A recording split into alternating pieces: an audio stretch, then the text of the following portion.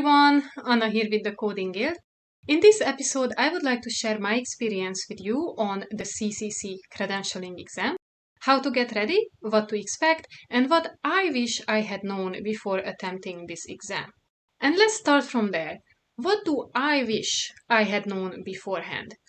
First of all, I wish I had realized how extensive this exam is.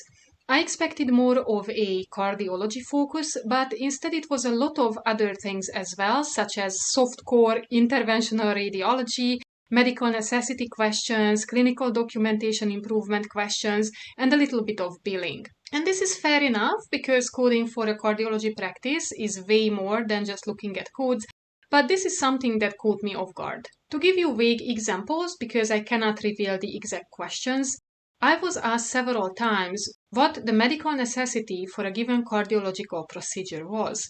So I had to code a surgical procedure and then know by heart what indication it would be approved for and paid for by Medicare.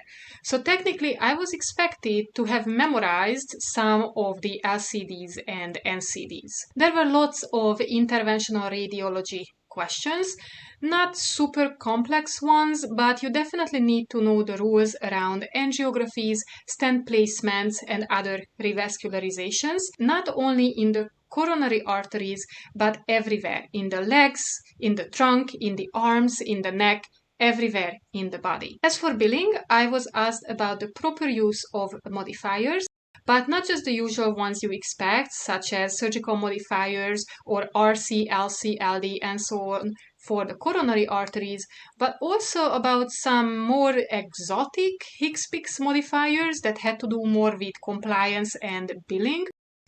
Unfortunately, I cannot go into much detail without giving away the question, but let's just say it is in your best interest to Google the most commonly used HCPCS modifiers in cardiology or something like that. Also, billing focused were the questions on NCCI edits. Nothing dangerous. If you routinely use all the three parts of NCCI, you will be fine. If not, see my videos up in the corner and in the description below for a little refresher. Okay, so these were the things I didn't expect to see on the exam. Now let's see what the expected parts looked like. Based on the study guide and the practice exam, I knew there would be a ton of cardiac catheterization, electrophysiology, pacemaker and defibrillator procedures, stress tests, and echocardiography. The trick with most of these questions was that the notes looked repetitive, but there was always a little something making them different. For example, for stress echo, one of the procedures was performed in the office, and in the next question, it was performed in an outpatient hospital department. This is something that also shows up in the mock exam, so I'm not giving any big secret away. But this emphasizes how important it is for this exam to pay very close attention to the place of service where the provider renders these services. Remember that the CCC always needs you to assign PROFI codes, and those can change drastically based on whether the provider is in their own office or doing something in an outpatient hospital department. Cardiac catheterization procedures had the same tricks in them. The notes looked very similar, but upon closer read, one could find that some required elements for a given code were missing, or that the surgical header was purposefully misleading. For example, it stated that only right heart catheterization was performed, but the detailed note said otherwise. Again, this type of trick shows up in the mock exam as well, so it's not a big reveal, just be aware that it's coming. What you wouldn't know is coming just from the mock exam is the complex electrophysiology questions and the pacemaker and defibrillator procedures. Good lord, did they go overboard with those ones! First of all, the mock exam doesn't have any electrophysiology procedures as of the making of this video, but the exam had like 6 or 7 notes, and not just coding related questions were there, but borderline clinical stuff as well. Again, unfortunately, I cannot go into more detail, but let's just say I suggest you understand what the electrophysiology report means. I mean, all of it. The other nightmare of this exam, besides the EP procedures, was the pacemaker and defibrillator procedures. placement, replacement, revision, testing, interrogation, anything you can imagine with these devices. There were some practice questions on this topic in the mock exam, but nowhere near the difficulty of the credentialing exam. If you remember my CCVTC exam review, up in the corner or the description below, I had the same problem there. The mock exam was nice and doable, but the real deal was light years above it in difficulty. Now the CCC is unfortunately the same. So if you work on the mock exam, don't believe the nice and friendly questions on pacemaker and defibrillator placement, because that's not what you are getting. The exam is hardcore with these kinds of procedures, and this is especially a problem because the CCC has our favorite answer type, the none of the above. This is where we are given a procedure note where, let's say, we need to assign 2 codes. But the exam is not telling us how many codes we need. We have to know that on our own, of course. Instead, we are given 3 questions. The first question will ask, what is the first listed CPT code? And then we can choose from 4. Then the second question will ask, what is the second listed CPT code? Here we can either choose a code or say none of the above. And then the same will happen with the third question. We are asked, are there any more codes supported by this node? And then we can choose either from some codes or say none of the above. As you can tell, this might be a huge problem if you are coding for pacer and defibrillator placements where there are so many code combinations, instructional notes, and special rules. Finally, the other main topic was echocardiography, sometimes combined with stress tests. These weren't so bad, again, for as long as you keep an eye out for where the provider is performing these services and what parts of the study the provider performs. Sometimes they will do it all, sometimes they only do part of the procedure, and you have to know how code assignment will be affected by this. Before we mention study material and how to get ready, let me quickly address some minor things. The exam is the usual AAPC format. In 2021, this means 150 multiple choice questions that need to be answered in 5 hours and 40 minutes. Because this is a specialty exam, it is heavily note-based. My exam version had more than 30 procedure notes in it for coding, plus about 60 other questions with all kinds of topics. These shorter 60-ish questions were at the beginning of the exam booklet, and they ranged from anatomy to short procedures, clinical documentation improvement related questions, evaluation and management coding, and so on. What I found most interesting was some of the question types. I had the normal 4-choice, multiple choice questions, of course, but there were also true or false questions. I don't think I ever saw true or false questions on an AAPC exam before. I also got auditing questions where the scenario was fully coded for me and I had to decide whether the assigned codes were correct or not.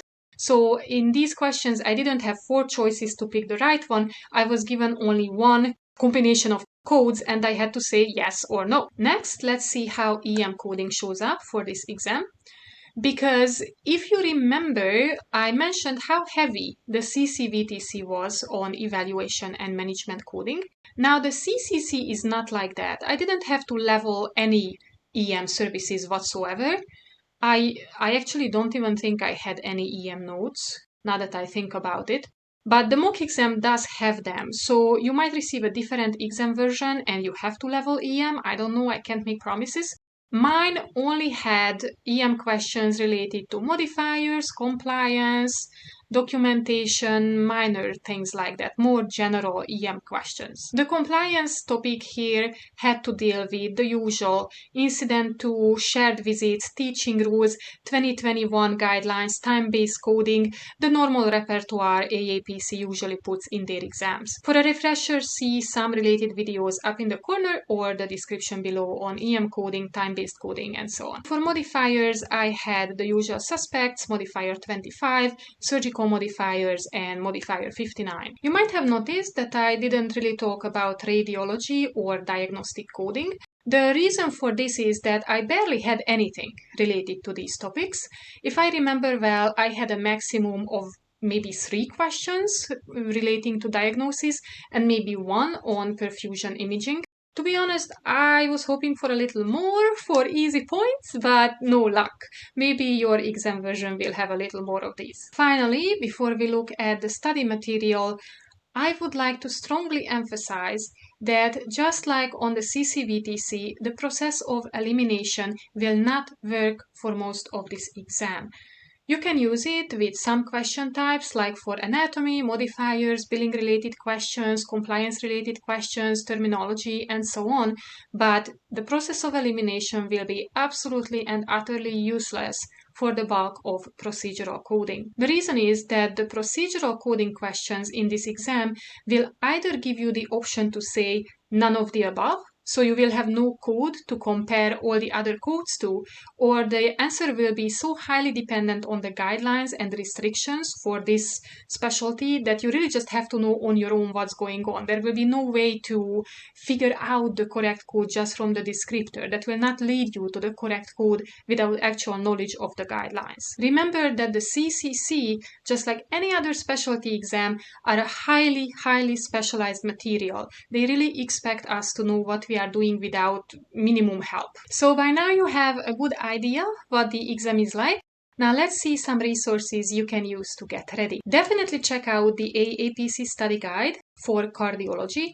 You don't necessarily have to purchase it, but check out the table of contents to see what kind of procedures the exam will expect from you. I can confirm that everything they are listing in the study guide will show up in some shape or form. The only addition I would make to it is that the peripheral vascularization procedures really mean peripheral, so the extremities, as I mentioned, and the neck. For some reason, this didn't register with me when I just read it in the table of contents, so I didn't expect these procedures. But please consider yourself warned and get ready for this. In addition, I also recommend this specialty guide from Optum. Just like on the CCVTC, it was very useful for looking up global surgical days, modifiers, and so on. AAPC also has a cardiology specialty training course. To be honest, I didn't purchase it. If you want to know why, you can see my honest review on another AAPC specialty training course up in the corner or in the description below.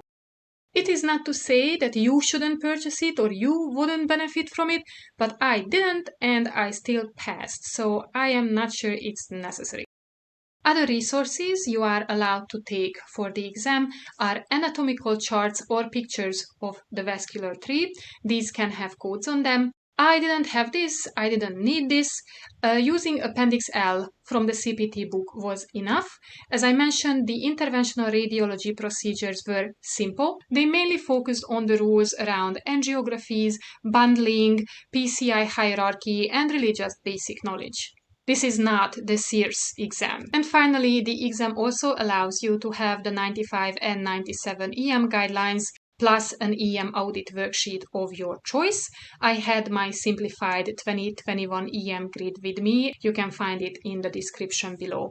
Again, I didn't really need to level anything or answer more than basic EM questions, but we don't know what your version type is going to look like. And this is all I have about the CCC exam. I hope it was helpful. If you have any further questions or you would like to add your own experience, please do so down in the comments. There are several versions of every exam and your experience might differ significantly from mine. I am sure that the community would appreciate any more feedback on this quite complicated exam. Thank you for being here with me today. I will see you soon in our next video.